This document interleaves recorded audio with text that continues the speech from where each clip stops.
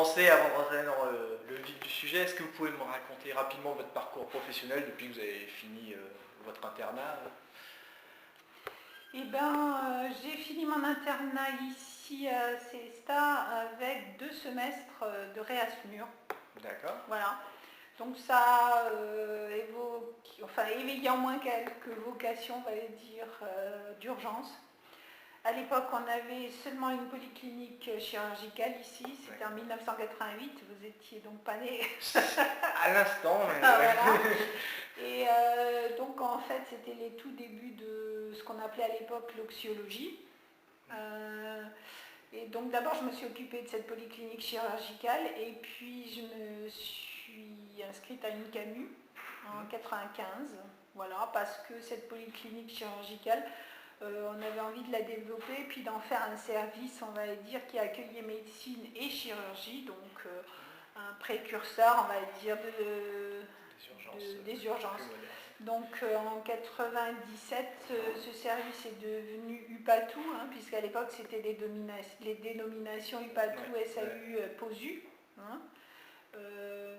J'ai vu que dans la dernière lettre des directeurs, la conférence nationale des directeurs de centres hospitaliers, d'ailleurs les notions de classification des différents hôpitaux étaient reprises sous d'autres termes pour ne pas reprendre UPATU, SAU, POSU, parce qu'on ne veut pas revenir à...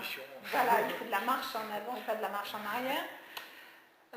Donc à partir de 97, on est devenu PATU et on a accueilli progressivement l'ensemble des urgences, enfin l'ensemble des patients entrant finalement dans cet hôpital. D'accord, ok, ouais, donc vous êtes toujours resté voilà. à Célestat et vous avez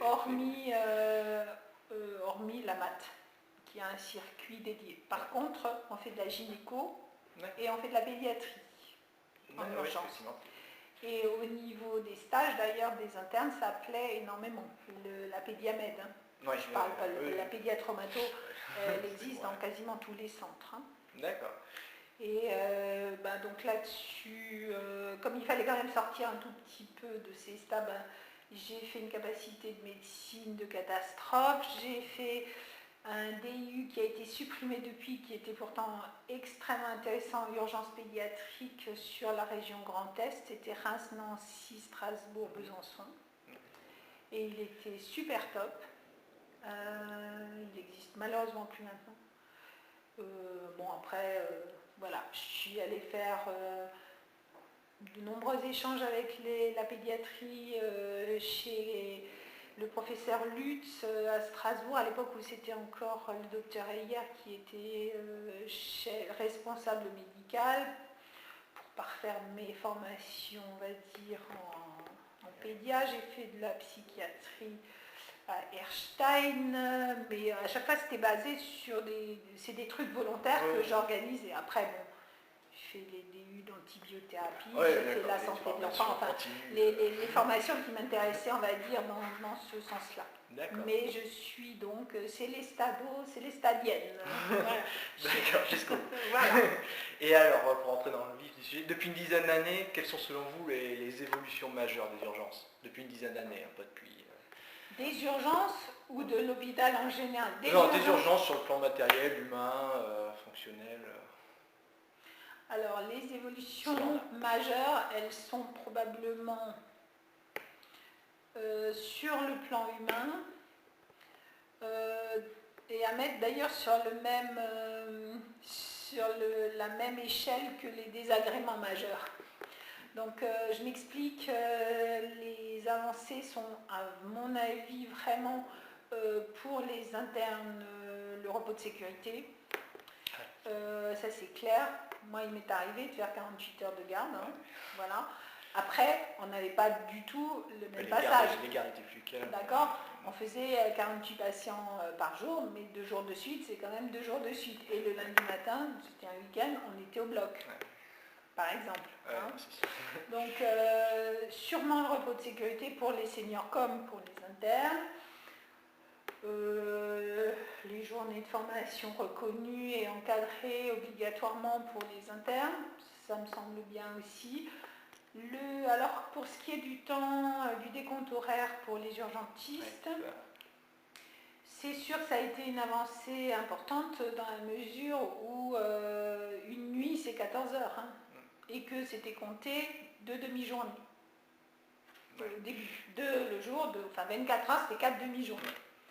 Alors, localement, on avait réussi, il y a 6-7 ans déjà, à avoir un accord, les urgences et le SMUR, donc le pôle soins critiques, on va dire, c'est comme ça qu'on l'appelait à l'époque, une avancée majeure avec le directeur de l'époque, puisqu'il avait accepté de nous décompter 3 demi-journées pour une nuit de 14 heures. Voilà. Ce qui finalement correspondait à peu près à 14 heures à peu près, parce que à la limite, cette réforme du temps de travail horaire, elle est à la fois bien et pas assez aboutie. Parce qu'une fois de plus,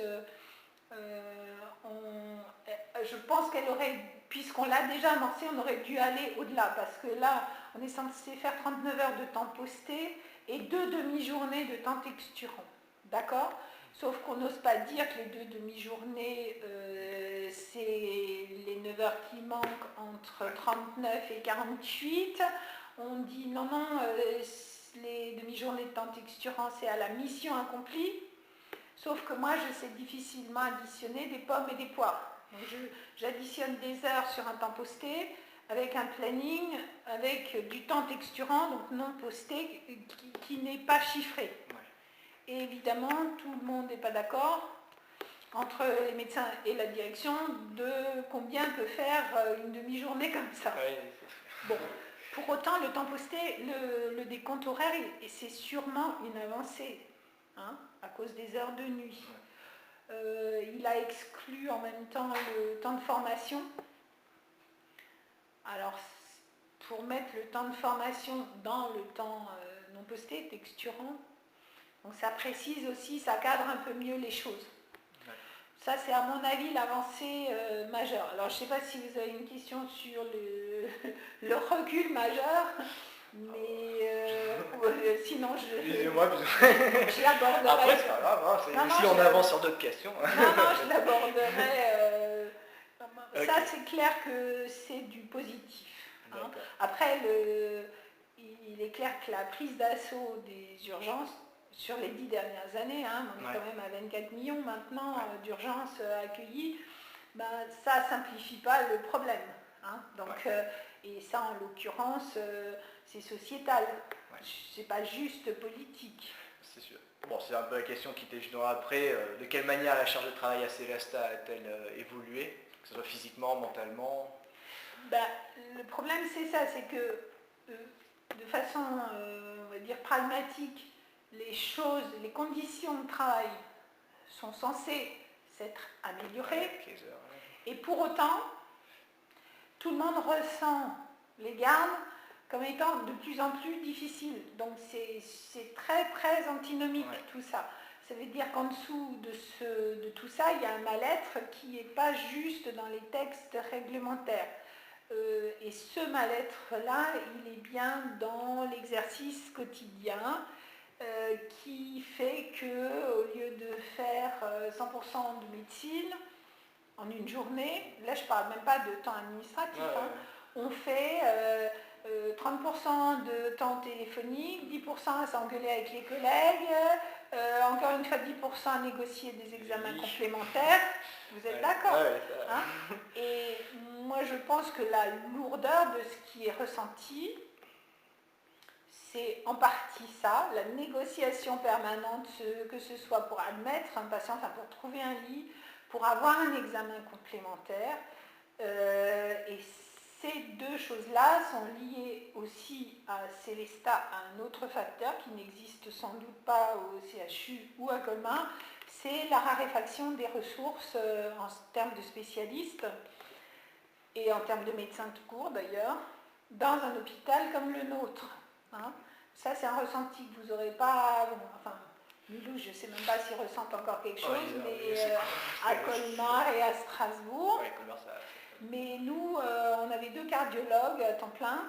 Il nous en reste à mi-temps, un seul. Quand il est en vacances, c'est un patchwork de solutions, de démerde et de plan B, etc. Hein, ça a été comme ça tout le mois d'août. Pareil et pas que de la cardio pure, aussi les échodopes cervicaux, donc les AIT, donc les AVC. Quand vous n'avez déjà pas de lit pour hospitaliser les gens, ben, c'est important d'avoir des examens complémentaires ou des avis spécialisés pour les orienter correctement.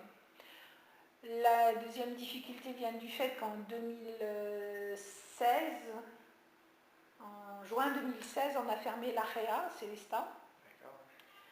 Donc à l'époque, il y avait un seul urgentiste de garde le soir, mais il y avait un réanimateur chaque soir de garde sur place. Et c'était quand même un super confort, entre guillemets. Suite à la disparition de l'AREA, il y a une USC, mais qui est plus gérée par des réanimateurs, mais par les anesthésistes de garde dans l'établissement. Les rapports ne sont pas du tout les mêmes. Donc là, on reparle de la difficulté des urgentistes à communiquer avec leurs confrères. Et du coup, on a double seniorisé la garde parce que c'était plus possible. Hein. S'il y avait un des chocs, il n'y a plus rien qui se passe parce que le senior il est parti sur un des chocs avec un interne. Il n'y a qu'un interne le soir chez nous à l'hôpital. Le samedi, dimanche, il y en a deux, mais la semaine, il n'y en a qu'un seul. Donc la raréfaction, la disparition de certaines ressources chez nous, c'est un problème. Plus après la raréfaction des urgentistes, hein, parce que c'est évident que pour recruter, quand vous dites qu'un tel est en congé de maths ou un tel doit, je veux dire, moi je dois être absente pour raison médicale pendant 3 à 4 mois, qui veut me remplacer, il n'y a pas un doigt qui se lève. C'est dans le rouge tout de suite. Voilà. Et considérez-vous, au vu des changements de conditions de travail, que la prise en charge des patients a évolué au cours des dernières années ou elle est restée quand même stable? Non, je pense que nos prises en charge, elles évoluent et je pense qu'elles évoluent dans le bon sens puisqu'on a un scanner multibarrette dernière génération, on a maintenant une IRM quand même assez stable qui certes est ouverte que le jour et en semaine, mais on espère qu'un jour, si en France on se met à produire des manipulateurs radio, on pourra en embaucher pour faire tourner l'IRM la nuit et le week-end parce que actuellement, on est aussi confronté à une pénurie de personnel paramédical. Hein. Donc ça, c'est pour faire un petit rappel politique au fait que toute la gestion, on va dire, de la crise des urgences, elle découle aussi de même pas 10 ans, de 20 ans ou de 30 ans d'ineptie sur le plan de la politique de santé dans ce pays. Quand actuellement on se dit que des étudiants qui ont eu le bac brillamment préfèrent d'emblée aller à Cluj en Roumanie pour faire leur PACES, hein, parce que forcément maintenant eux ils sélectionnent aussi, donc ceux qui ont déjà raté le PACES 2 fois ils ne les prennent même plus en Roumanie. Ah oui, non, qu'est-ce que vous voulez? À force, il y a trop. Hein, d'accord.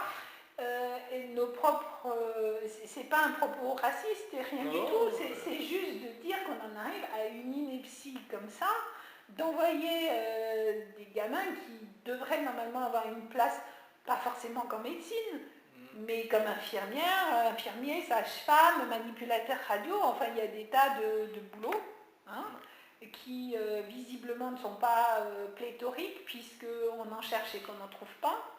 Hein, au point que ça a été rappelé là encore dans la conférence nationale des directeurs de centres hospitaliers. Vous dites où est le grand intellectuel qui a pensé la politique de santé en France, hein. Moi j'ai commencé médecine donc à une époque où vous étiez franchement pas né, avec Madame Veil comme ministre de la Santé. Elle a passé 40 ans puisqu'elle est revenue 20 ans après au gouvernement de je ne sais plus trop qui. Elle a passé, j'ai entendu pendant 20 ou 30 ans qu'il y avait trop de médecins en France quand même. D'accord ? Ça, je n'ai jamais entendu, mais... Non, mais moi j'ai grandi avec ça à mon entrée en première année. Hein ?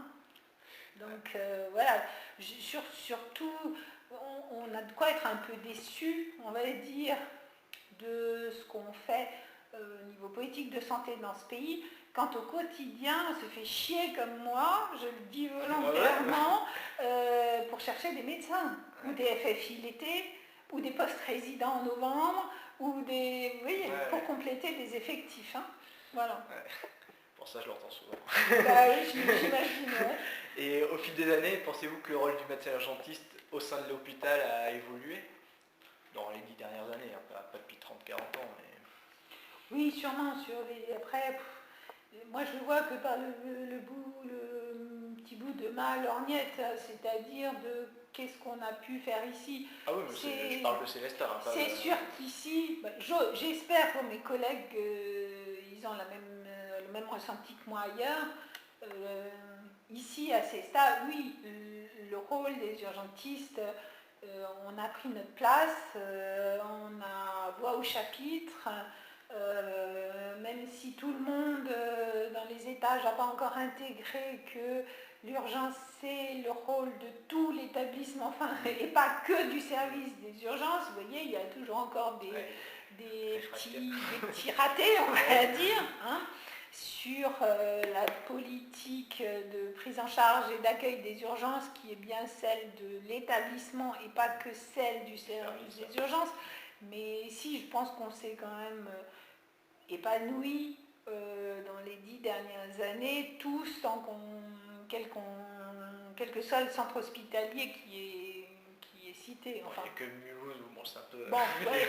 à Tarbes non plus, ils ne vont pas vous dire qu'ils sont épanouis, non, effectivement. Et à Altkirch...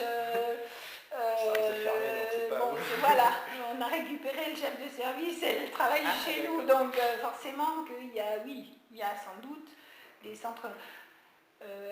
Après, paradoxalement, ou parallèlement à ça, on sent quand même l'impression, vous voyez, que l'eau monte et qu'au fur et à mesure, les plus petits sont noyés. Hein. D'accord. Je pense qu'à Wissembourg et à Guebwiller, ils commencent à avoir chaud aux fesses. Maintenant, Guebwiller, ils sont sauvés actuellement, vu le bordel qu'il y a à Mulhouse. Ils accueillent toute une partie de la population du bassin, du nord du bassin de Mulhouse. Donc ça a boosté leur activité, c'est évident. Mais autrement, et on sait très bien qu'une fois que Wissembourg et Guebwiller auront coulé, les suivants, ça sera à Saverne et Célestin. Hein. Pour le moment, ils auraient réussi à recruter à Saverne, mais... on est sauvé par notre taille en termes de premier passage, puisqu'on fait 32 à 33 000 premiers passages. Mais voilà. Bon, ça sera effectivement à voir, hélas. Et le rapport avec les patients, comment il a évolué depuis ces dernières années? Le rapport avec les patients, c'est sûr qu'il devient, vu que les conditions d'accueil sont difficiles architecturalement chez nous, jusqu'à il y a 2 ans, on avait une UHCD de 4 lits pour 32 000 passages. Là, il y a 2 ans, on est passé à 8 lits. L'hiver, en général, on peut avoir 15 à 20 UHCD dans les couloirs. Couloir. Okay.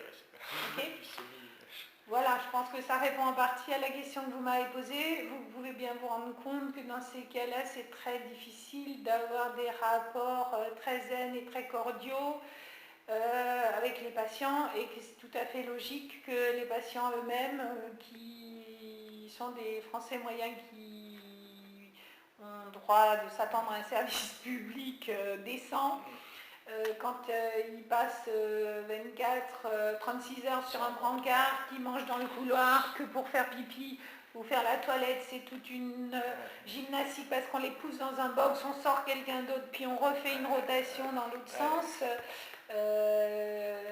Ça complique les relations humaines avec les patients. Et en plus, pour tous ceux qui, on va dire, sur les 24 millions d'urgences n'ont rien trop à y faire, on va dire, hein, ces gens-là considèrent clairement les urgences comme une notion, enfin un consommable comme un autre, voilà. hein. Donc, si vous voulez, la relation médecin-patient, elle ne s'épanouit pas super dans ces relations-là.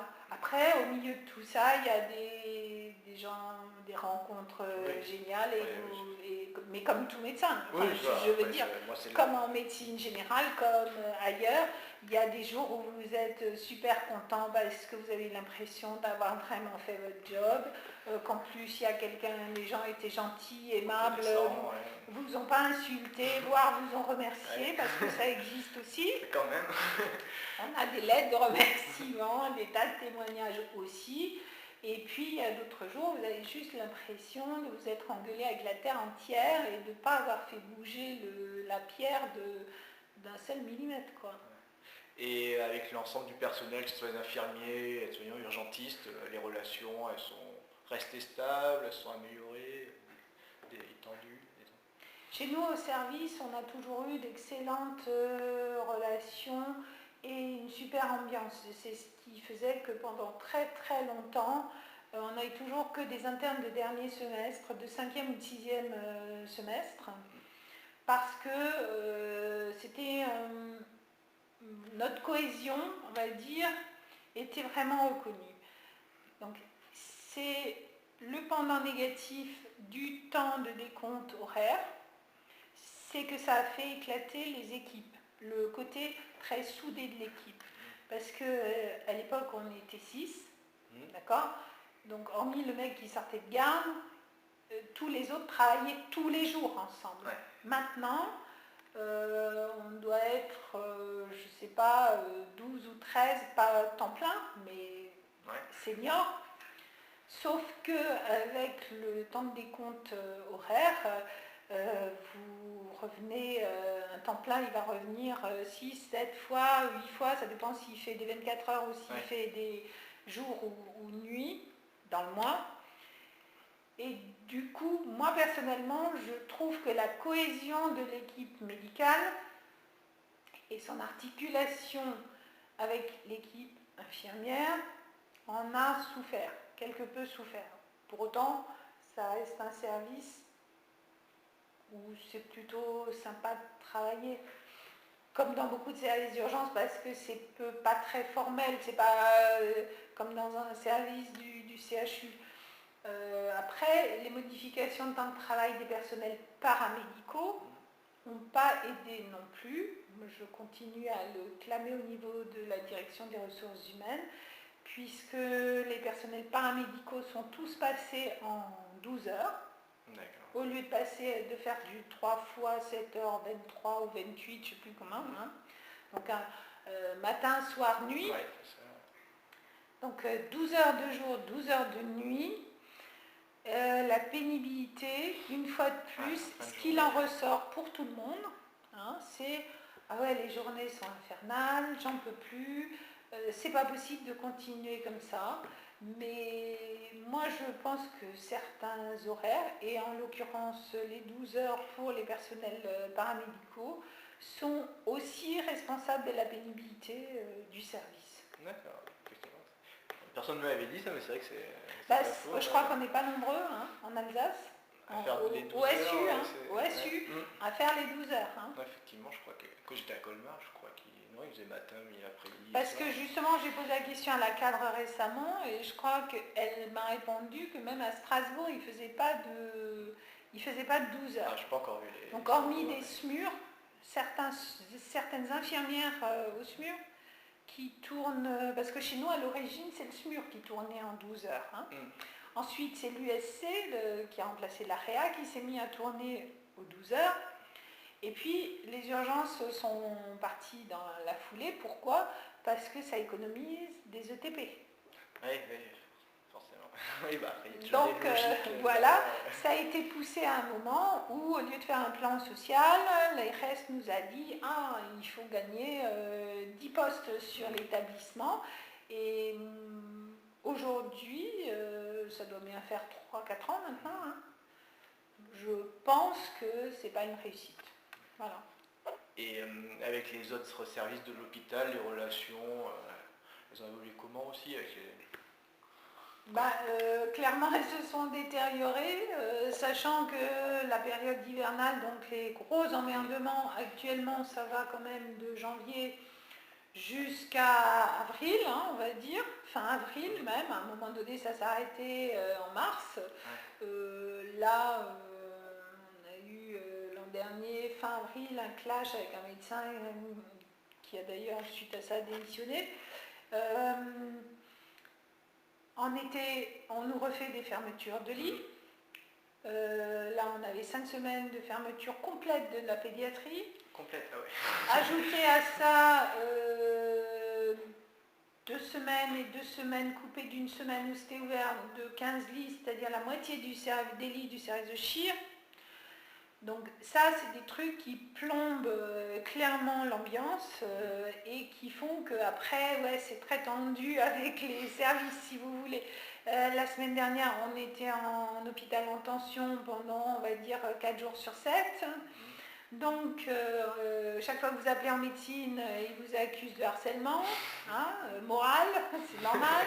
Donc, on essaye de mettre au point un recueil des lits disponibles, mais comme les gens jouent quand même moyennement le jeu, vous retéléphonez quand même derrière parce que vous voulez être sûr. Et puis, il y a quand même, chacun s'est fait gouillonner 2-3 fois en se rendant compte à 22 heures qu'il y avait 2 lits qui avaient apparu dans telle et telle médecine, hein, et que personne ne vous l'avait dit. Donc, voilà. Il y a la même chose à Colmar.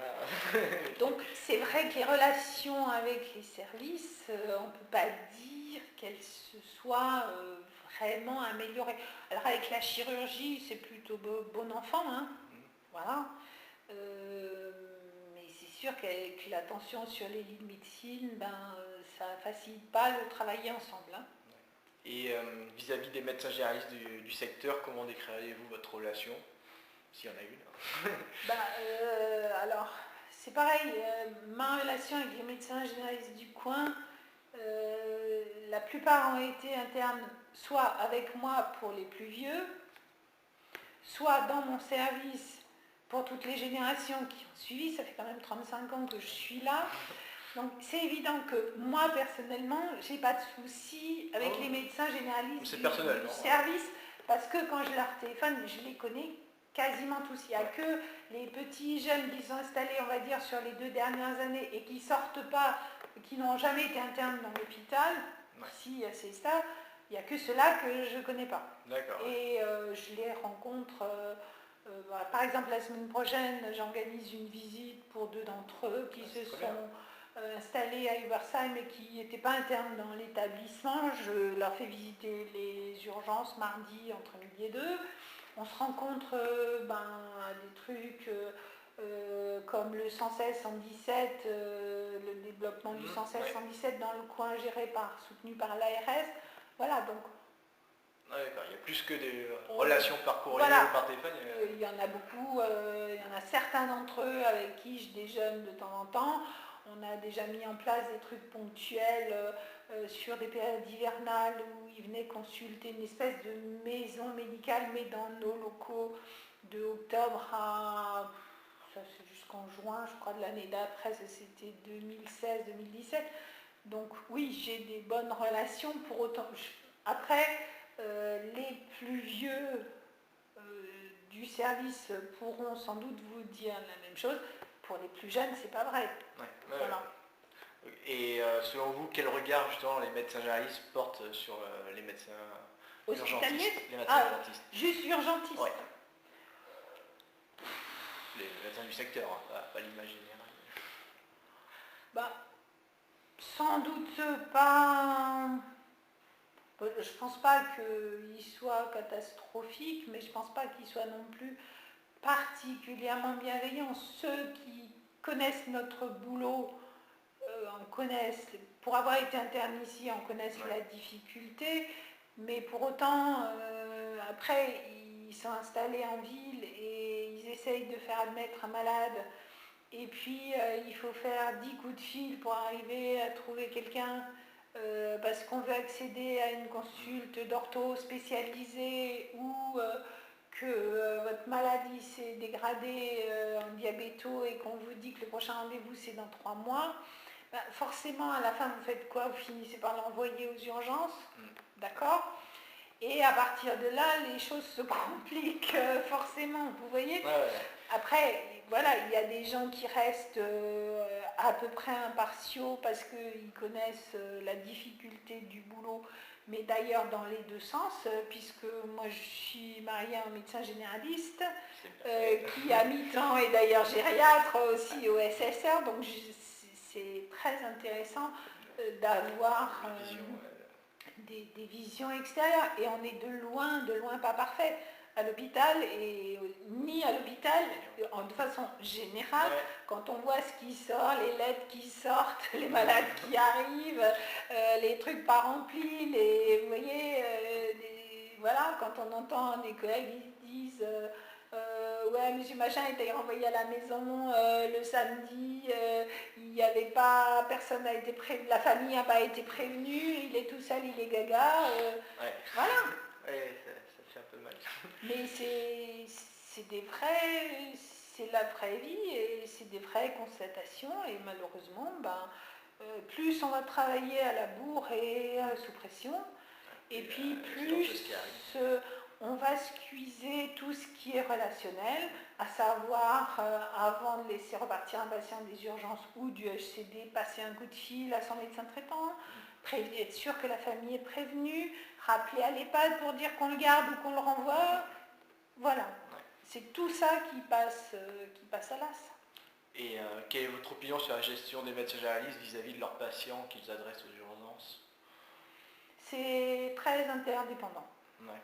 Voilà. Il n'y a pas une image globale, c'est vraiment très, très Non. variable ici. Pour moi qui les connais vraiment bien et tous, il y a des mecs qui font superbement bien leur job, il n'y a rien à dire. Après, il y a un moment donné, t'es bloqué. Ton mec, il y a une décompensation cardiaque, il a une décompensation cardiaque. On a d'anciens urgentistes qui sont installés à Cesta, à Kinsheim, à Muttersolz, donc ils travaillent souvent avec nous. Et puis, il y a quelques noms sur la liste, où le mec, il a mal au ventre, on vous l'envoie à l'hosto. Il n'y a rien de fait, il n'y a pas un bilan bio, il n'y a pas une écho qui a été demandée, enfin, du basique. Il y a, mais c'est toujours les mêmes, c'est pas un scoop. Donc, moi, j'ai pas du tout envie de généraliser par rapport aux médecins. La plupart des gens qui font de la médecine générale, à mon avis, ils font bien leur job.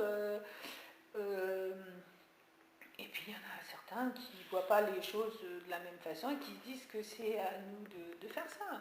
Maintenant, moi, j'ai eu une critique contre la médecine générale, mais c'est plutôt de l'organisationnel. Et je dis ça parce que, en l'occurrence, mon mari doit être sur Erstein, un des rares qui tourne encore en consultation libre. C'est la grosse différence des 5 dernières années, pas des 10, et qui a sûrement emmené un certain nombre de gens aux urgences, et de gens, je parle valides, là on parle de CCMU 1 et 2, c'est le fait que la médecine, les médecins de ville se sont mis à consulter sur rendez-vous. Voilà. Quand moi j'entends le jeudi après-midi une nana qui me dit écoutez, là je pense que je refais une infection urinaire, j'ai téléphoné à mon médecin, j'ai rendez-vous lundi matin à 10h. Voilà, je ne dis pas que ça couvre, cette remarque, cette histoire-là couvre toutes les situations. On a chacun des histoires de chasse, mais c'est, voilà, quand vous avez un planning de rendez-vous qu'il est plein et qu'au milieu de ça, il n'y a pas de plage d'urgence où on peut rajouter, quand je dis urgence, c'est une nana qui dit j'ai une dysurie, voilà, des brûlures mictionnelles, et forcément ces gens-là ils vont aller ailleurs. Alors je trouve un tout petit peu, c'est quoi le vrai mot, pas dérisoire, si peut-être, le fait que maintenant qu'on est prêt à payer pour c'est-à-dire que dans un premier temps les mecs ils avaient des consultes ouvertes. Ok. Puis ils ont mis des rendez-vous en faisant payer souvent un dépassement, un DEP, hein, pour exigence personnelle, parce que vous êtes pris à l'heure, machin, Ouais. etc. Et maintenant, on va leur donner la possibilité de côté le fait de rajouter des urgences dans un planning de rendez-vous, Ouais. et on va les payer pour ça en plus. Bon, Ouais, c'est un peu leur mission de base. moi j'avais l'impression que c'était un peu leur mission de base, d'autant qu'il y a quand même d'autres pans de leur exercice qui sont tombés. Hein, Cesta vient d'arrêter de faire des gardes en nuit profonde. Ouais, je pense que c'était après Voilà. la question des permanences de soins. Hein, donc, Et justement, comment elle a évolué cette permanence des soins avec les médecins généralistes ils se sont tous, secteur après secteur, retirés de la permanence de soins. D'abord, nuit profonde. Bon, il y a 8 secteurs autour de Célestat, et Célestat est une ville. Et le dernier secteur a été tombé là tout récemment, au mois de mars ou d'avril, en nuit profonde. Alors Célestat continue à tourner jusqu'à minuit, alors que d'autres secteurs n'ont plus de garde du tout. Par exemple, Erstein a été mangé par SOS. Oui, effectivement, je fais des remplats SOS des fois. Voilà. Ça fait loin, mais oui, effectivement. Et comme vous dites, je ne suis pas sûre que ce soit au réel bénéfice de la population, parce que souvent, on leur dit de se déplacer, de venir à un de vos bureaux. Le bureau le plus proche pour Erstein, c'est Strasbourg. Hein. Voilà, là-bas. Avec Leno, il y a une résine. Exact. Et il y a beaucoup de gens qui trouvaient beaucoup plus pratique de se rendre dans le cabinet du mec qui était de garde sur Erstein ou Nordous ou à côté. Là, ils attendent minimum de 3 heures avant qu'on arrive jusqu'à eux. Ouais. Non, ça c'est clair. Ouais. Et pardon, comment imaginez-vous l'avenir des urgences? Pas ce que vous espérez, mais comment vous pensez que ça va évoluer? C'est sûr qu'on est en plein dans le On est en plein dans l'actualité. Pour moi, il n'y a pas d'avenir des urgences si on ne met pas un coup d'arrêt, au moins temporaire, sur les fermetures de lits, pour pouvoir faire le point. Je ne dis pas que ça ne doit pas être rediscuté un jour. Il y a des services, quand la CHIR passe d'une activité d'hospitalisation complète à une activité ambulatoire, il est évident qu'on n'a pas besoin du même nombre de lits. Ok. En attendant, la médecine ambulatoire, ça ne se développe pas comme ça, juste en claquant des doigts. Hein. Donc, il ne suffit pas de dire il n'y a qu'à Faucon. Faut baisser les IPDMS, c'est très bien, mais il faut le faire. Et pour le faire, il faut au minimum des médecins. Or, les internes ont quand même été sortis de tout plein de services. Hein. Nous, dans les étages, à un moment donné, on avait 3 à 4 internes par service de médecine, donc il y en avait 3. Hein. Ça faisait entre 12 et 15 internes dans la maison. Il en reste 3. Hein. Le reste, c'est des FFI plus ou moins... plus ou moins légaux ou illégaux, si vous voulez. Donc, il faut au moins momentanément surseoir aux fermetures de lits pour que tout le monde puisse prendre la mesure de ce qu'il nous faut réellement encore comme capacité d'hospitalisation en médecine. Hein. Que chez nous, par exemple, il faille fermer le service de pédiatrie où il y a 46% d'occupation des lits, c'est l'évidence qu'on ne peut pas le laisser dimensionner à 14 lits. Mais au moins en médecine, il faut arrêter de nous fermer des lits. Hein, la population vieillit, devient polypathologique et âgée. Donc en médecine, on ne peut pas continuer comme ça. Il faut repenser les carrières médicales et paramédicales. Aussi. Après, l'histoire des infirmières avec des compétences particulières. Chez nous, toutes les infirmières, par exemple, savent plâtrer, elles sont gypso, mais pourquoi pas leur apprendre à suturer? Voilà, ce que propose, ce qu'on a vu là dans les dernières propositions. Ouais, pourquoi pas, très bien.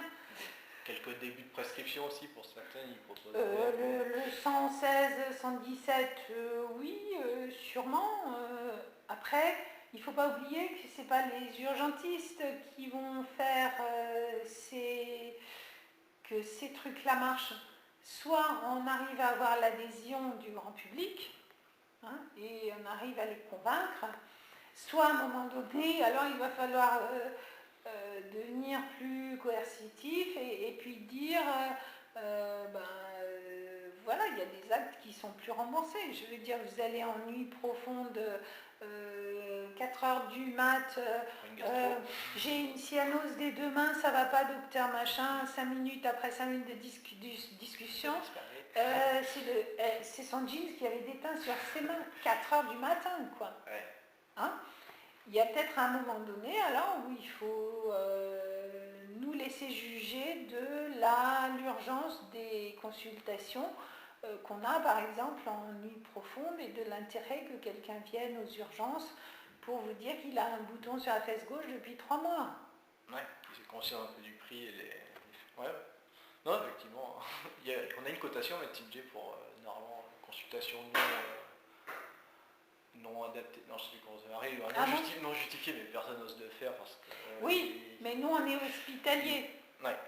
Je veux dire, vous avez moins de retentissement si vous quand vous êtes un libéral, c'est évident que c'est déjà difficile de refuser des arrêts maladie, d'accord, à des gens et de réguler ça.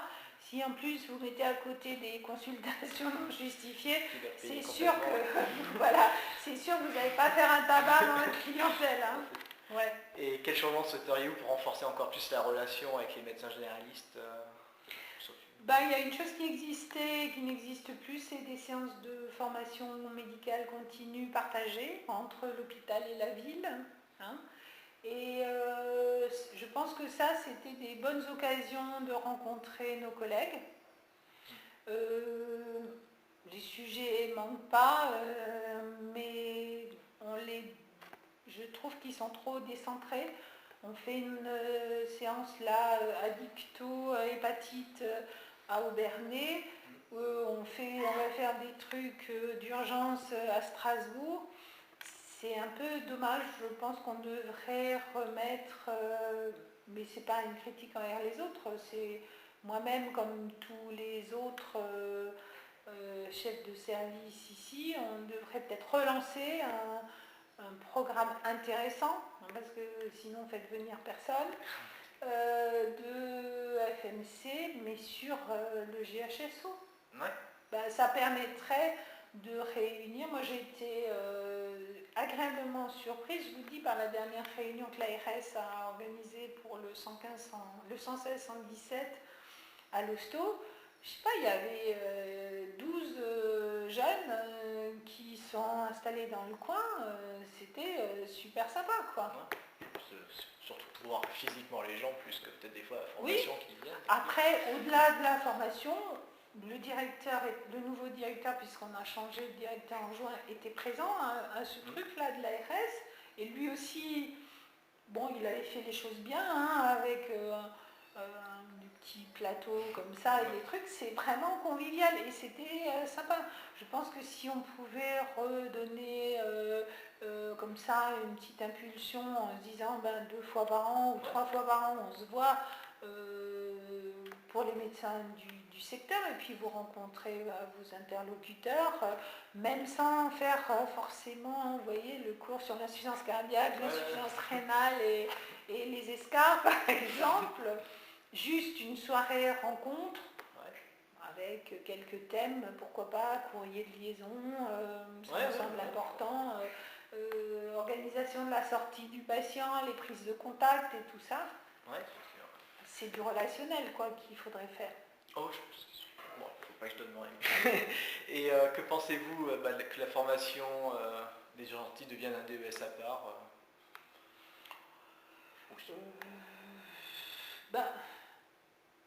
Oui, je pense que personne ne peut dire que être contre le fait que ça devienne un DES. Le seul truc, c'est que si on compte que sur les urgentistes en DES, qui a priori vont être des super urgentistes, super blindés.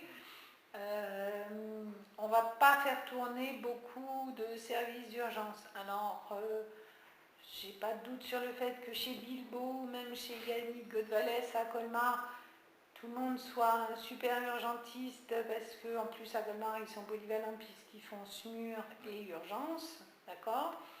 Chez nous, clairement, on n'est pas... on est scindé encore, le service des urgences et le SMUR. Ouais. Et il y a quand même une différence de pénibilité, il faut le dire, hein, entre faire 24 heures au SMUR et faire 24 heures aux urgences. Ouais, Et donc, le SMUR, c'est les, on va dire, c'est un peu catégorisé, c'est les vrais voyers urgentistes, DES, NCO, et puis aux urgences pour boucher les trous, et ben de plus en plus, on va être amené à prendre des médecins généralistes, pourquoi pas dans un poste mi-temps, une coopération ville-hôpital, que Macron a développé d'ailleurs, hein, en disant 400 postes d'assistants partagés, il appelle ça assistants partagés, ou je ne sais pas si c'est médecins ou assistants, sur des zones blanches de médecine générale et avec un hôpital adossé quelque part à côté. ça, Colmar, là, depuis peu. Ces gens-là, ils ne sont pas forcément de médecine d'urgence, hein, puisque à l'origine, ils vont s'installer comme généralistes quelque part. Et ceux qui vont voir toute la pédia, on va dire, tout venant, les CCMU1 et tout ça, ben, c'est bien pratique d'avoir aussi des médecins généralistes qui bossent avec nous. Et qui d'ailleurs s'intéressent, pour autant ils peuvent quand même s'intéresser aux urgences.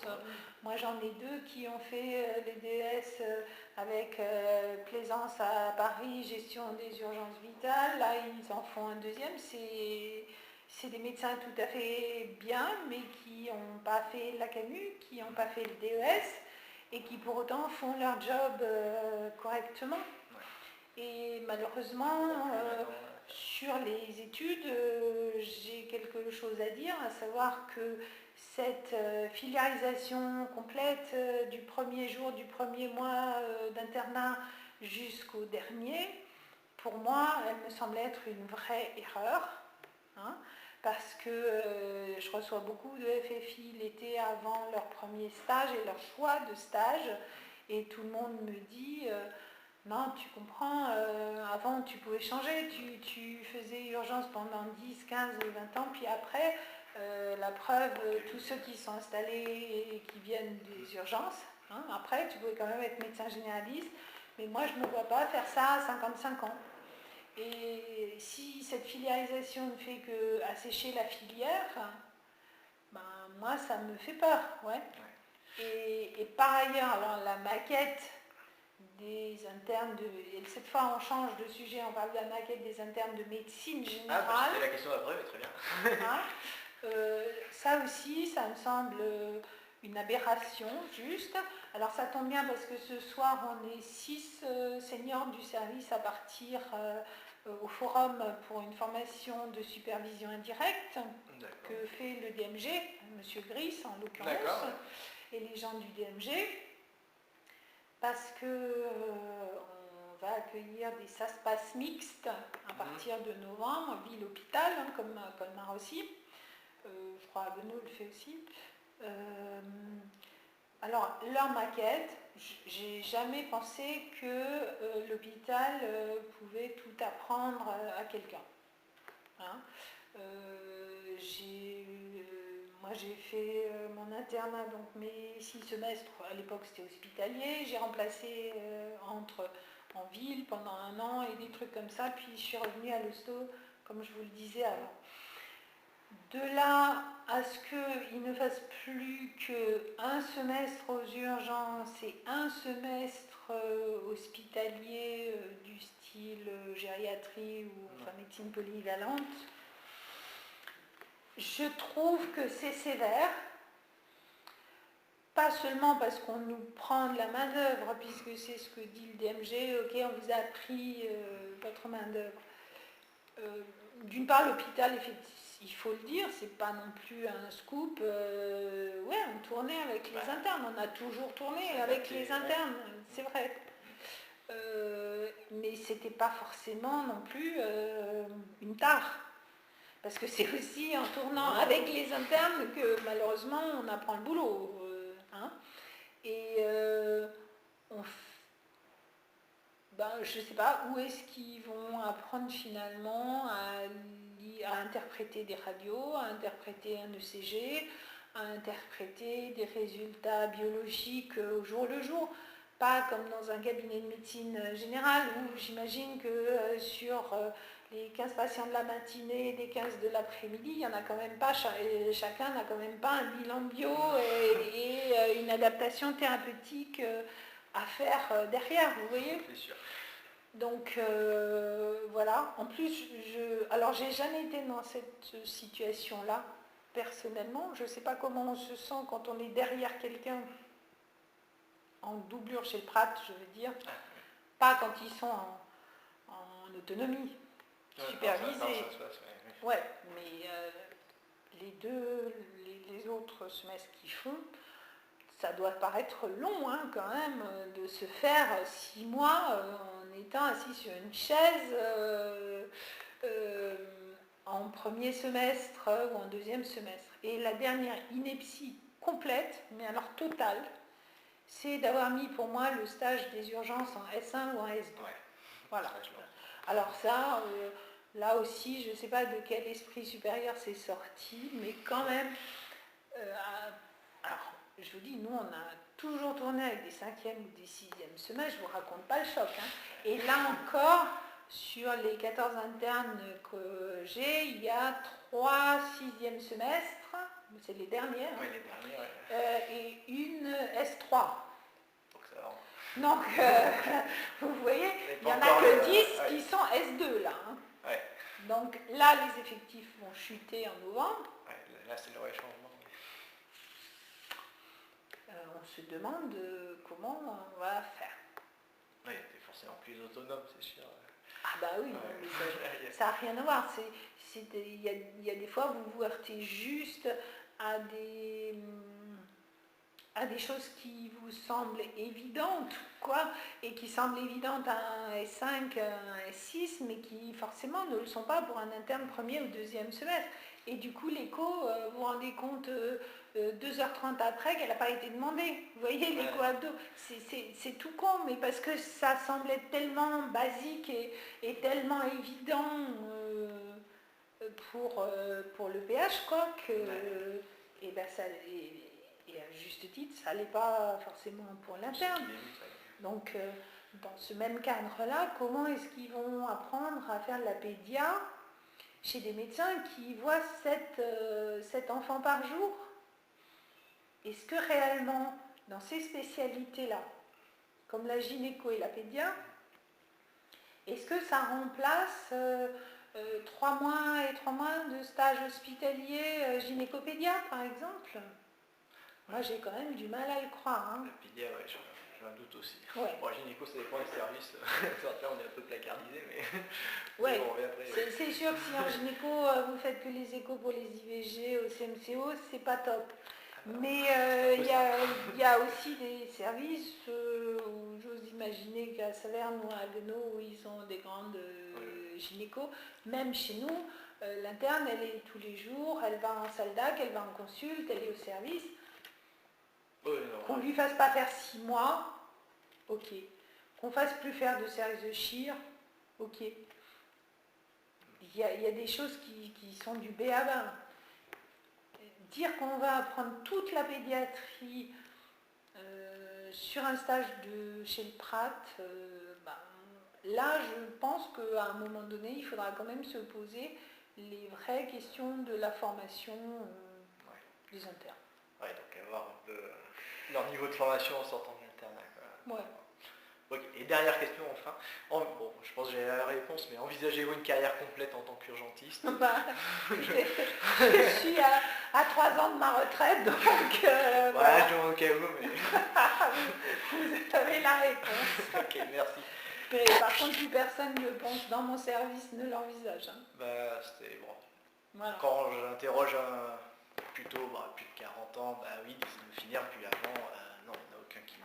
Il n'y a que le docteur Thibault, Eric Thibault, qui, lui, je sens qu'il va aller jusqu'au bout, il est ultra motivé, mais sinon, il n'y en a plus grand dans les... Et les autres Zinc, les autres gens de Colmar, non, ils sont plus... Ah, Italiano, bah, il est encore... Ah bah lui, je pense qu'il va... Genre, je l'avais pas vu quand j'étais en semestre, vu qu'il était en arrêt maladie, mais Ouais. je crois qu'il est dans quelques mois à la retraite. Hein, Ah bon? si je me trompe pas, de médecin qui part à la retraite, normalement c'est bien lui et c'est bientôt fini. Hein. Ah oui. Après, je sais pas si c'est avec son problème de maladie, mais je sais pas quelle maladie il avait, mais peut-être qu'il s'est en pré-retraite ou je ne Et sais Zinc, quoi. bon, après il a son truc greffe, il a des choses comme Oui, ça. Hein. il diversifie, et bon, il y a une méthode de travail qui est assez... Ouais, bon, après il a diversifié, comme vous dites. Après, je pense qu'il n'y a que ça de vrai. Hein. Chez nous, ceux qui survivent, moi j'ai une collègue qui a quand même 15 ans de moins que moi, qui était la seule qui aurait pu prendre la relève de la chefferie de service. Elle a quitté les urgences, elle était à temps plein pour faire mi-temps urgence, mi-temps US.